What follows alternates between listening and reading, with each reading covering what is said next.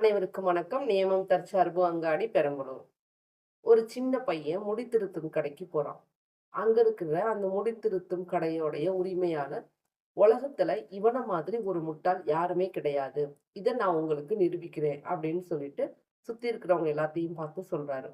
அத நிரூபிக்கிறதா சொல்லிட்டு ஒரு கையில ரூ. 5 நாணயமும், ஒரு கையில ரூ. 2 நாணயமும் வச்சுக்கிட்டு, "இதுல எது உனக்கு வேணும்?" அப்படின்னு கேட்கிறாரு. அந்த பையன் ரூ. 2 நாணயத்த எடுத்துட்டு வெளியில ஓடிடுறான்.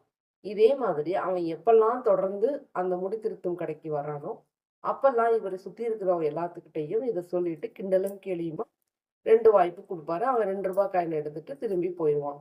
இத தொடர்ந்து ஒருத்தர் கவனிச்சுக்கிட்டு இருந்தவரு என்ன பண்ணாரு, தம்பி வெளிய போன உடனே, "இங்க வாப்பா, நீ ஏன் வந்து தொடர்ந்து ரூ. 2 காயின எடுக்குற?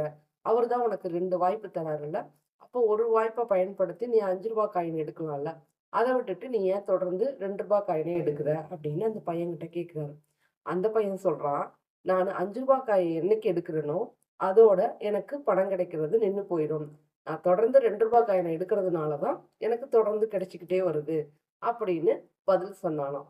நாம எப்ப மத்தவங்கள ஏமாத்துறோம்னு நினைக்கிறோமோ, அப்ப நாம தான் முட்டாளாகுறோம். நன்றி, வணக்கம்.